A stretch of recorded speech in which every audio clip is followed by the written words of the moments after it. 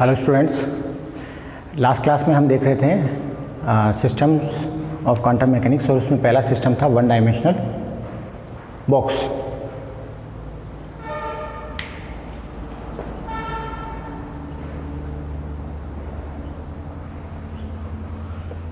जिसको हमने ऐसे दिखाया था कि एक जीरो पोटेंशियल एनर्जी का वेल है जिसमें हमारा पार्टिकल है और ये सिंगल कोऑर्डिनेट है x, जीरो से लेके a के बीच हमारा पार्टिकल मूव कर सकता है, उसकी वेव एग्जिस्ट कर सकती है और इस वेल के बाहर इनफाइनाइट पोटेंशियल है। तो ये इसकी लिमिट हो गई जीरो से a से अबव पार्टिकल जा नहीं सकता, वहाँ कोई वेव एग्जिस्ट कर नहीं सकती। इस सिस्टम को जब हमने सॉल्व किया तो हमें साई की वैल्यू, वेव फंक्शन की जो वैल्यू मिली, x डिपेंडेंट वेव फंक्शन की वैल्यू मिली, वो मिली d sine n pi by a x, d sine n pi by a x। और जो हमें एनर्जी की वैल्यू मिली, एनर्जी की वैल्यू मिली n square h square upon 8 me a square. और यहाँ से हमने देखा था कि n का न्यूनतम मान जो है वो क्या हो सकता है, n का मान जो न्यूनतम वो 1 हो सकता है या 1 से बड़ी कोई पूर्ण राशि हो सकती है। तो मिनिमम n वैल्यू क्या हो सकती है, 1। तो मिनिमम ऊर्जा जो पार्टिकल रख सकता है किसी वेव फंक्शन की फॉर्म में, उसका कोई भी वेव फंक्शन जो मिनिमम एनर्जी रख सकता है वो है h square 8me a square. ये हम पिछली क्लास में देख चुके हैं। नाउ अभी भी ये इक्वेशन पूरी तरह सॉल्व नहीं हुई। क्यों? क्योंकि हमें डी का नहीं पता, ये मैक्सिमम डिस्प्लेसमेंट या उसका आयाम जो है उसके बारे में जानकारी नहीं है।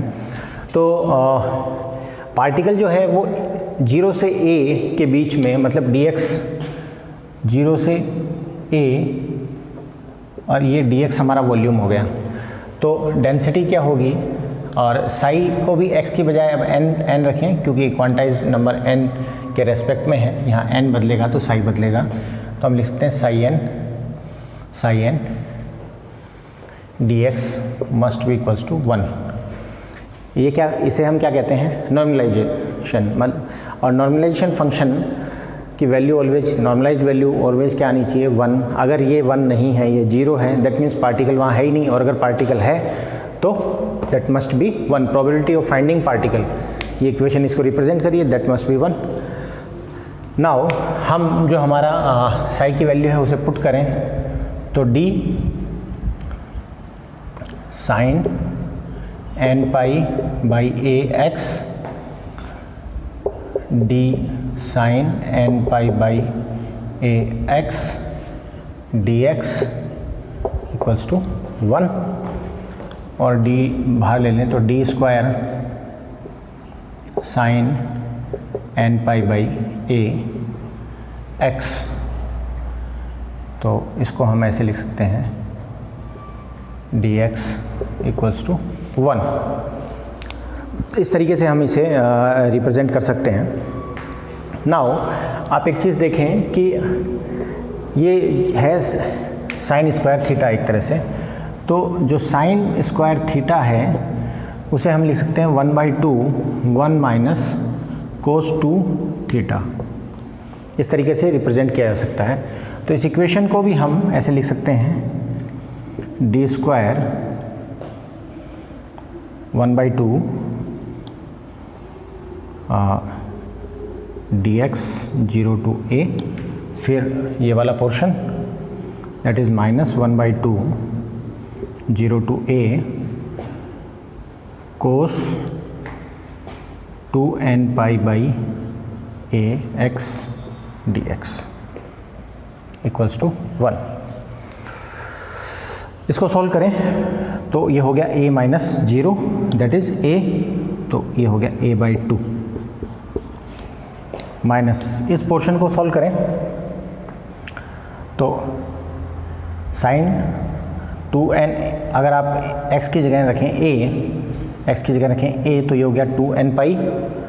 तो कोस का हो जाएगा साइन 2n पाई, साइन पाई 0 माइनस, अगर ये 0 है तो साइन 0 दैट इज ऑल्सो 0, तो 0 माइनस 0 इज इक्वल्स टू 0, तो ये वाला सारा कंपोनेंट क्या हो जाएगा, this will be equals to 0, तो that is minus 0 equals to 1। और मैं कह सकता हूँ D square a/2 equals to 1, और यहाँ से आ गया है d इक्वल्स टू 2/a, ये उधर जाएगा का अंडर रूट। सो मैक्सिमम आयाम क्या हो सकता है, मैक्सिमम एम्पलीट्यूड क्या हो सकता है इस साई एन वेव फंक्शन के लिए, वो हो सकता है √2/a।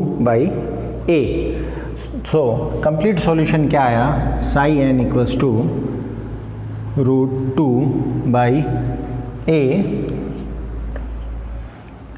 Sine n/a x। So this is the solution of wave function for one dimension 1D box। जो हम सॉल्व कर रहे हैं वो वन डायमेंशन बॉक्स सॉल्व कर रहे हैं, तो वन डायमेंशन बॉक्स के लिए ये वेव फंक्शन आया। अब अगर हम इसकी 0 पॉइंट एनर्जी पे इसकी वेव का नेचर और इसकी वेव का स्ट्रक्चर देखना चाहें, प्रोबेबिलिटी कहाँ पार्टिकल के पाए जाने की मैक्सिमम प्रोबेबिलिटी होगी, वो सब देखना चाहें, तो हम इसको थोड़ा सा और समझने की कोशिश करते हैं। लेट n इक्वल्स टू 1, जब हमने n इक्वल्स टू 1 रखा तो एनर्जी हमारी डिफाइंड है, n स्क्वायर गायब हो जाएगा क्योंकि 1 का स्क्वायर 1 ही होता है, h square upon 8me a square that is E1। Psi 1 क्या होगा, psi 1 equals to √2/a sine π/a x that is psi 1। अब अगर हमें इस वेव की स्ट्रक्चर देखनी है तो सबसे पहले हमें ये पता होना चाहिए कि आपको मैक्सिमम एम्पलीट्यूड इस 0 से लेके a के बीच में कहाँ मिलेगा। तो आप देखिए ये एम्पलीट्यूड है हमारा, आयाम है, साइन जो है साइन थीटा अगर हो तो उसकी मैक्सिमम वैल्यू क्या पॉसिबल है, पॉसिबल मैक्स वैल्यू क्या हो सकती है, 1 हो सकती है। 1 कब होगा, जब साइन क्या हो π/2 हो, तब ये 1 होगा।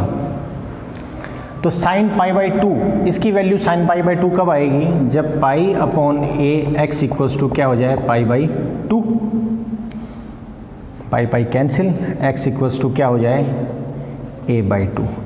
अगर x की वैल्यू a/2 है तो आपको क्या मिलेगा, मैक्सिमम एम्पलीट्यूड मिलेगा। इसको ऐसे लिख के देख लें, sign 1 equals to √2/a sine π/a a/2, तो π/2 दैट इज 2/a। तो eight a/2 you will get this a/2। अगर x इक्वल्स टू 0 है तो x इक्वल्स टू 0 है तो दिस क्वांटिटी विल बी 0, तो साई 1 यहाँ क्या होगा एट दैट इज 0, और at x equals to a, at x equals to 8 a अगर है तो क्या होगा, तो होगा psi 1 equals to √2/a sine π/a into a that is sine pi is also 0, so this is also 0। तो अब आप इसका स्ट्रक्चर, इस वेव का स्ट्रक्चर ड्रॉ कर सकते हैं। कैसे, देखें आपके पास टोटल पॉसिबल लेंथ क्या है 0 to a, और ये पॉइंट आएगा a/2, और a/2 पे आपको मिल रहा है maximum amplitude that is this, तो आपकी वेव की स्ट्रक्चर ऐसी होगी। और ये आपकी वेव का क्या होगा, मैक्सिमम एम्पलीट्यूड होगा। और अगर डेंसिटी निकालें तो यहाँ अगर आप डेंसिटी, प्रोबेबिलिटी डेंसिटी का कर्व बनाएंगे, प्रोबेबिलिटी डेंसिटी का कर्व अगर आप बनाना चाहेंगे यहीं से, तो प्रोबेबिलिटी डेंसिटी का कर्व कैसा बनेगा, वो बनेगा ऐसा, कहाँ, a/2 पे, और डेंसिटी क्या आएगी 2/a, क्योंकि ये होगी, इधर है साई स्क्वायर और इधर है x कोऑर्डिनेट, तो आपको प्रोबेबिलिटी डेंसिटी बराबर मिलेगी 2/a। तो अगर आपकी टोटल लेंथ a है तो a/2 पोजीशन पे आपके पार्टिकल के पाए जाने की संभावना क्या है, अधिकतम है।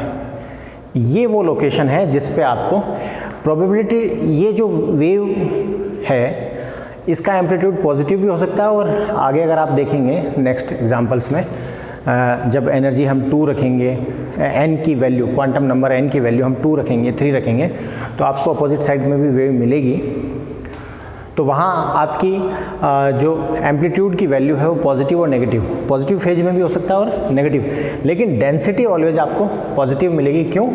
क्योंकि अगर नेगेटिव भी है, -√2a इंटू -√2a भी क्या होगा, positive 2/a। So probability density जो है, प्रायिकता घनत्व जिसे हम कहते हैं, ये देखो ये भी प्रायिकता घनत्व है, उसको आपने आयतन से, उस सीमा से गुणा किया जिसमें वो गतिमान है, ये हो गई प्रोबेबिलिटी। अब हम जो कर्व खींच रहे हैं वो इस प्रोबेबिलिटी डेंसिटी के साथ खींच रहे हैं, इस बाउंड्री में, इस बाउंड्री में, तो हमें इस लोकेशन पे मैक्सिमम प्रोबेबिलिटी घनत्व डेंसिटी मिलेगी, तो यहाँ पार्टिकल के पाए जाने की संभावना क्या होगी, अधिकतम होगी। तो 1D बॉक्स को अगर हम सॉल्व करें तो 1D बॉक्स का वेव फंक्शन का सॉल्यूशन ये है, और इस वेव फंक्शन के सॉल्यूशन में अगर हम अलग अलग क्वांटम नंबर पे, अलग अलग क्वांटम लेवल पे अगर एनर्जी और उसकी वेव की नेचर कैलकुलेट करना चाहें तो 0 पॉइंट एनर्जी पर वेव ऐसी होगी और ये उसकी, तो ये जो हमारे पास स्ट्रक्चर आया है वेव का, वो किसका है, वो है साई1 का।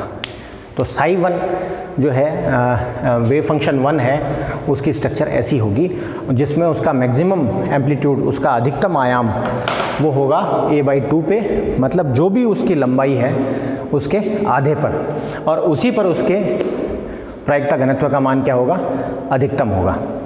ठीक है, इसमें आगे कि n=2 रखें, 3 रखें, तो टोटल जो स्ट्रक्चर कैसा बनता है साई फंक्शंस का, वो देखेंगे हम नेक्स्ट क्लास में। Thank you.